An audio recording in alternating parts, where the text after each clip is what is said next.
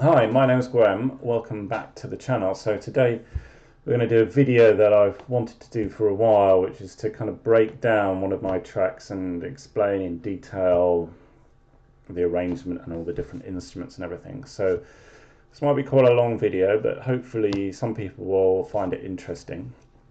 The track we're going to do is called gwEm Goes Camping, and it is from my last album, which is called Break and Enter, which is on Cheapbeats Tokyo.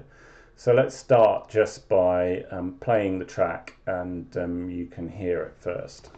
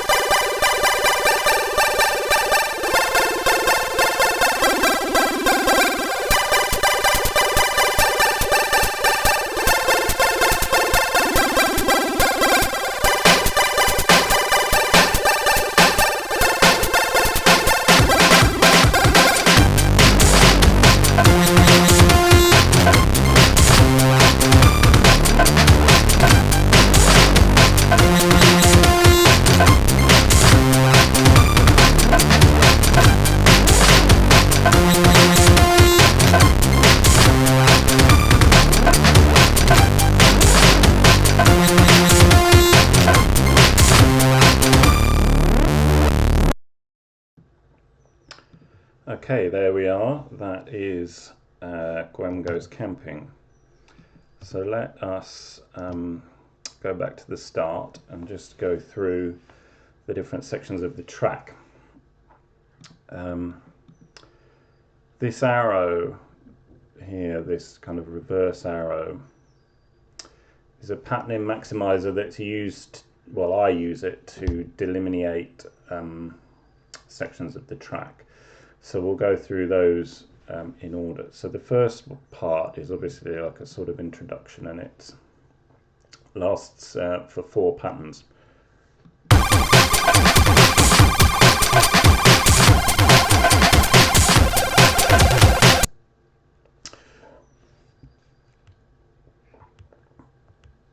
So here we've got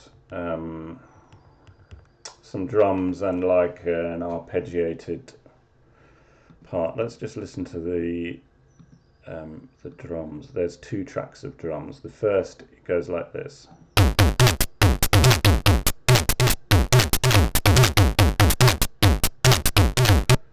So those are drums that come from the Atari sound chip, and then on top of those I have overlaid a breakbeat.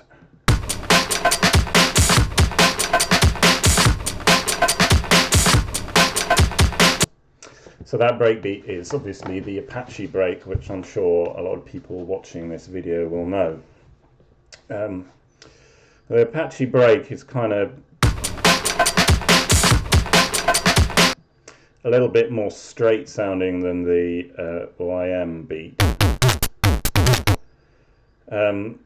So my idea was, it's a common trick in drum and bass and other types of breakbeat production to overlay two breaks.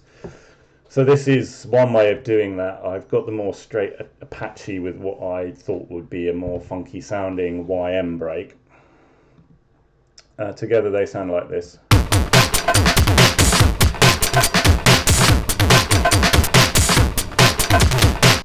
And the two work together, I think, pretty well, and you kind of have the chiptune-ness of the gwEm beat and the raw kind of rough-sounding Apache break. On top of that, we do have an arpeggio.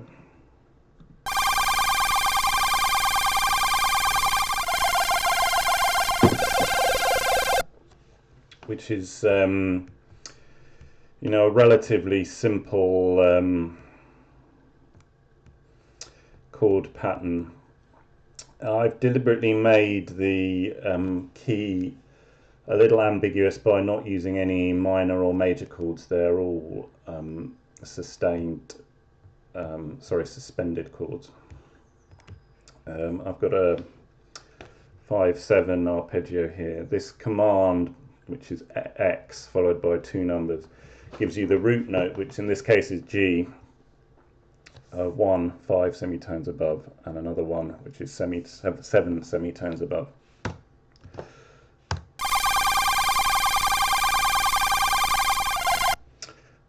This one here is the volume column, so it starts to fade out a little before the next chord starts, and it just makes the transition between each chord sound a little smoother. Let's hear the samples I've used for that break. First of all, I'll need to turn that track on.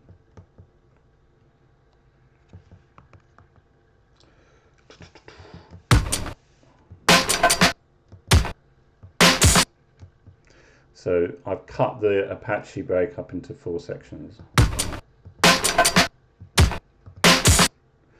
And the idea by doing that is you can kind of rearrange the break and the way it sounds. It's, a technique that's been used for like decades in breakcore, drum and bass, any sort of, even hip hop, but just a way of, rather than having one constant looping break beat, you can make it more interesting and sounds like it's kind of evolving over time. Let's continue. So we've got 2 patterns of that, and then a bass comes in.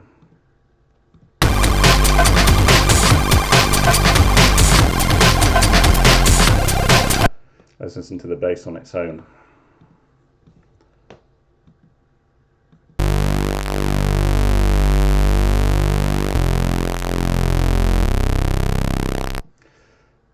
That's a kind of droning sounding bass, which is my preference generally for basses, because I think it works quite well with a breakbeat, but I do have another type of bass later in the track. This bass is a simple square wave, which has been a gwEm square wave, which has been combined with a software generated square wave, and I have the square wave pattern set to 0 and 3, so you don't get a full modulation on the square wave, so the sound doesn't cut out, which it could do if I went for full modulation depth on the square wave. The reason I've done that, it is a bass, so it's important for the thickness and heaviness of the track to have some bass going at all times. I will demonstrate what would happen now if I change that to full modulation.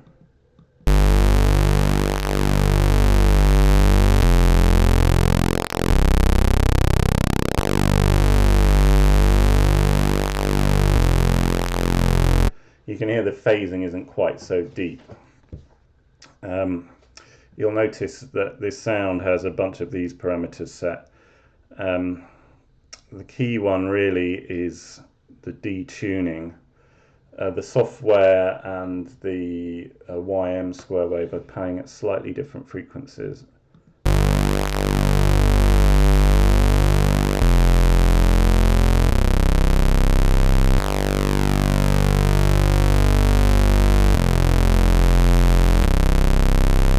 And that is done for reasons of thickness.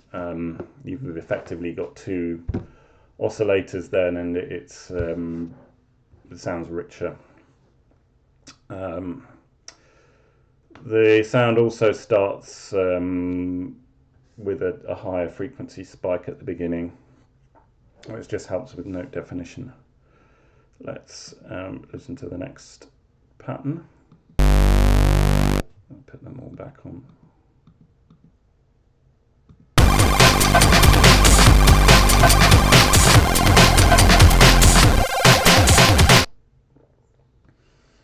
Yeah, it finishes with a fill there, and then it goes into kind of like a sort of drop, I suppose, into the main riff. You'll notice here in the arrangement, I do actually stop the bass at the end. That's so that there's more of a focus on the drums and the listener prepares themselves for something that's about to happen. There's a sort of drum roll at the end here, which you can see, which is a little different to the other drum beat.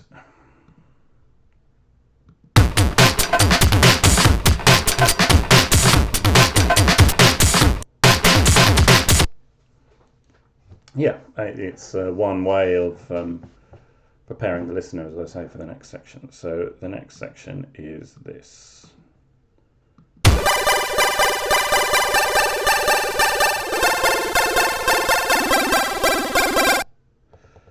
So this pattern, if you like, or melody is taken from an old house track called Rollo Goes Camping, and the reason I became aware of it is it was used in another rave track called Incomplete Darkness by a producer called The Fat Controller, and it's kind of an early breakbeat hardcore tune. I hadn't realised that he'd totally just ripped that piano off an earlier house track.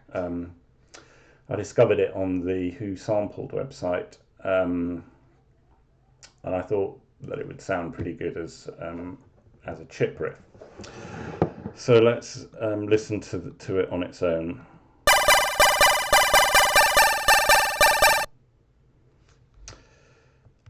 One of the nice things about this particular riff that I like is that they're not straight minor and major chords. And that makes the ambiguity, I think, makes for a more interesting track. Overlaid with the riff, we've got kind of a standard chiptune arpeggio.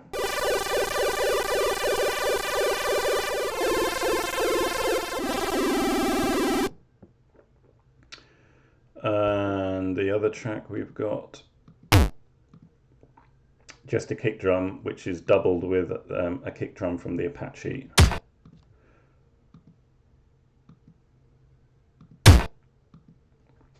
And I do that as a kind of punch to accentuate the fact that this big old school riff is coming in.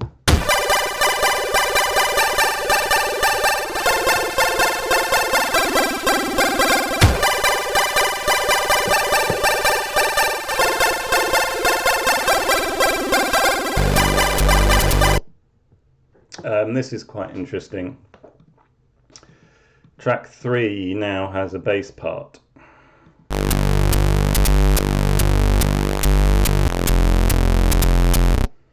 So it's one track, but there's two sounds happening. So there's the bass I mentioned, and this M in the effects column changes the mixer. Let's have a look at what sequence 17 is. So what it's doing is it's changing the sound at that point to be a noise.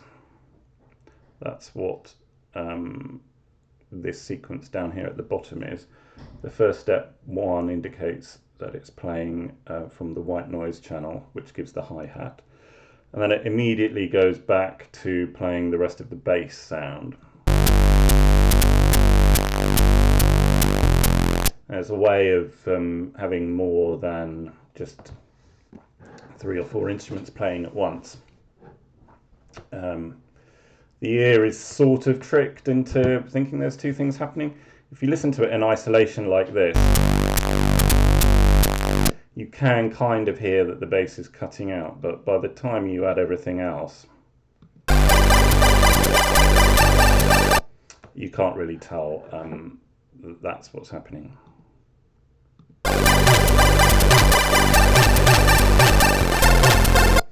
Added an offbeat snare there, again to prepare the listener that something is about to change in the song.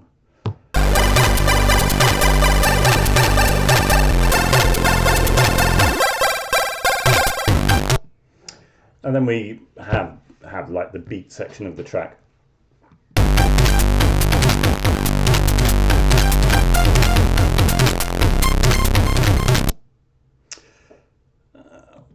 It's kind of sounds relatively simple. We've got our gwEm chip drums and the DMA Apache drums there providing the rhythm. We've got our bass and just some like a sort of stab or something to fill out this part of the song. You'll see that I've got what I call fake delay happening in the stab. So you play one note and then you add that in your tracker repeatedly with lower and lower volumes to give the feeling that, you know, there's a big delay on that. And then I fade back in. It's I mean, I learnt that by listening to a bunch of dubstep. I think that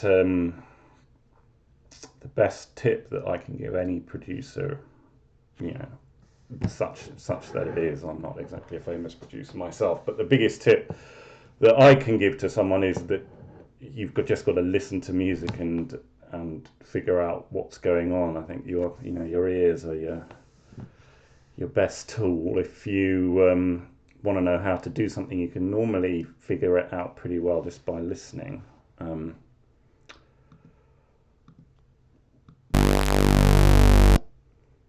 Okay, that's that section anyway. Let's continue.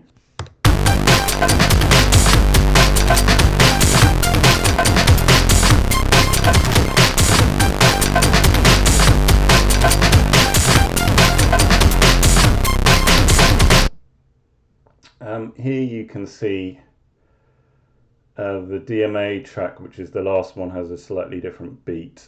And that is because something is about to change in the track again. It's not a major change, so I only added a little roll. Our big riff is back.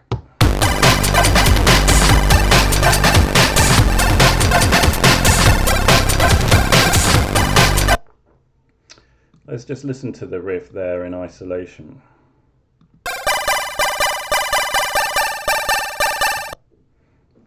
You'll hear there's a little delay sounding thing here as well. These notes with a volume of 2 in the tracker column, which has the riff, give the feeling that there is a delay effect happening on the riff. Listen carefully.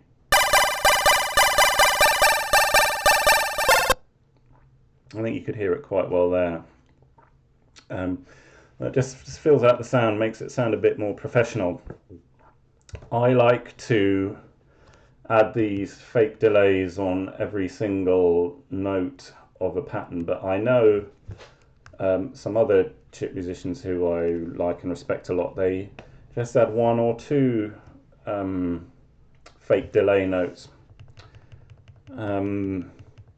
Whatever works for you, I'd say, but definitely give it a try. I had thought of adding an automatic feature to generate this type of delay in the tracker itself, but I just prefer to have the control of adding it manually. It takes forever.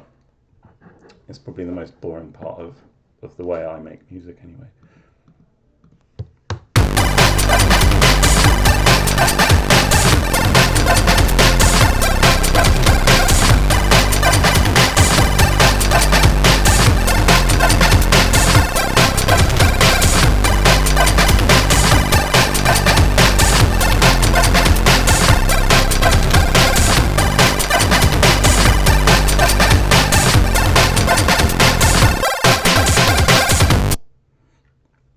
I was challenged by a Berlin friend of mine, who's the chip musician Klira, or his real name's Mario. Anyway, he said, well, you know, you like the droning basses, gwEm, why don't you try like a kind of dubstep style, wob wob type of bass? And I love that bass when I hear it in tracks, but I don't know. It's not something I use myself a lot, but I took it as a suggestion, and I did actually do like a wob wob style bass in this track.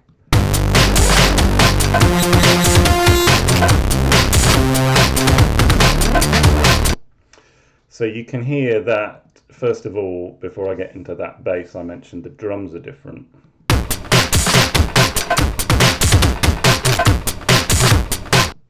That's a different beat from what we had earlier. It's a little more cut up in this section.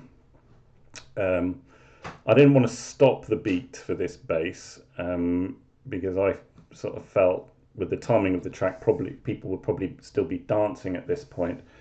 But the break is more cut up to go with a more aggressive sounding bass a bit better. Let's listen to the bass now.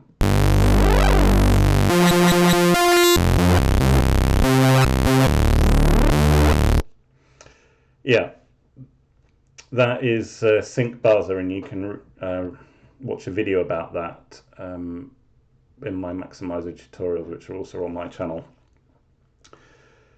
This wob wob bass here is the instrument that that refers to. It's a classic sync buzzer, as you can tell by this mixer sequence down here.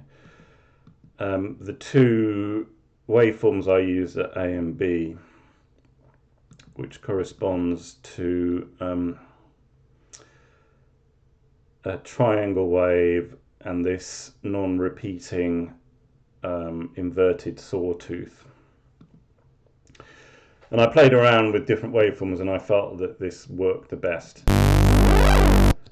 For this situation, it doesn't always work the best, but it worked the best here.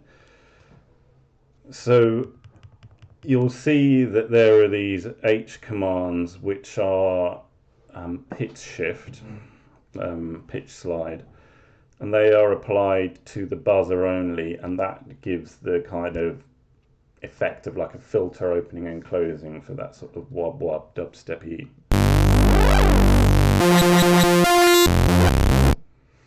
The whole bass line is driven by that. You can see there's hundreds of these H commands. The higher the number, the higher the speed of the slide. And I spent a while tweaking the actual values I used until I was happy with the flow of the bass line.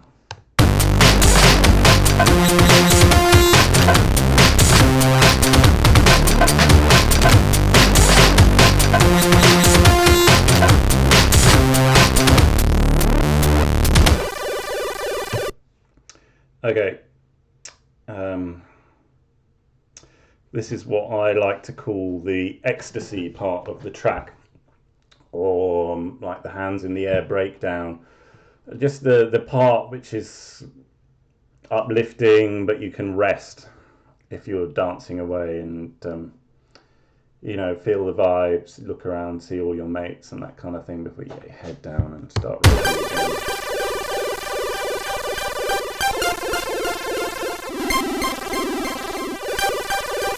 I've literally just used elements from earlier in the tune, so you've heard that arpeggiated part and that beat part before, but they had a beat behind them. Then I go into the riff, there's still no beat. There I've got the same hi-hat pattern I used earlier, which was inserted underneath the bass with the M command. Here I've just played the notes of the hi-hat on their own. There is no bass at this point.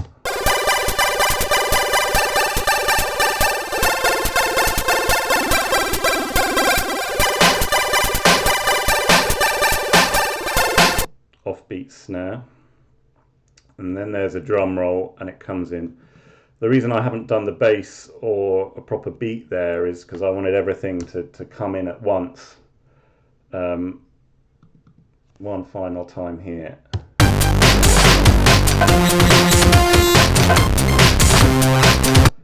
Again, it is a different drum beat.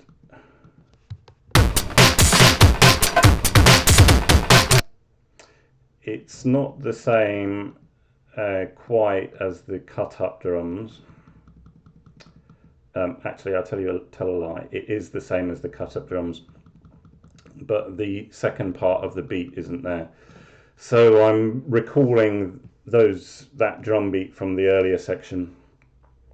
I've put the wub wub bass and oops. Again, these are elements that we have covered before earlier, and then the track ends simply with a drum roll.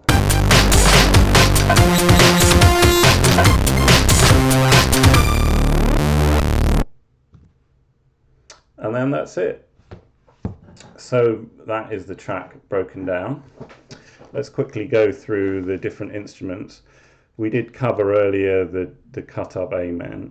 Sorry, the cut-up Apache.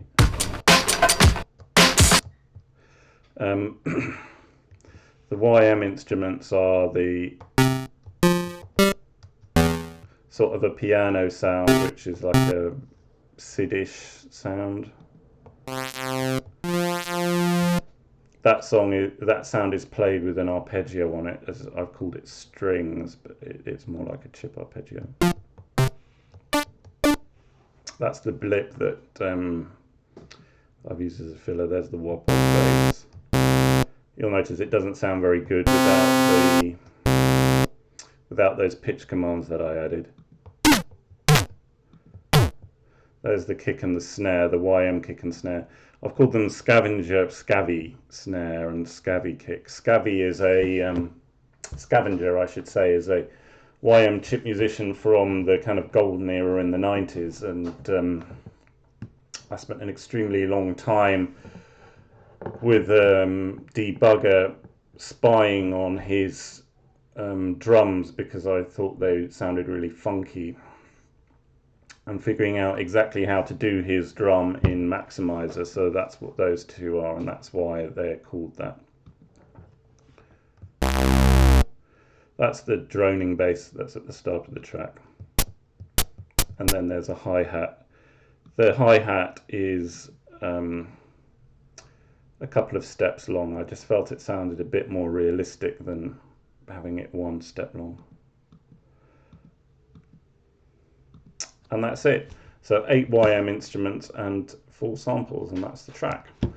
The reason I called it gwEm Goes Camping, because obviously I took the riff from Rollo Goes Camping, and then I did my own thing with it. And it just so happens that I was camping a lot when I wrote the song. I did Chipwrecked, which is an awesome chiptune festival you should definitely get to, and I also played Shambhala with 2XAA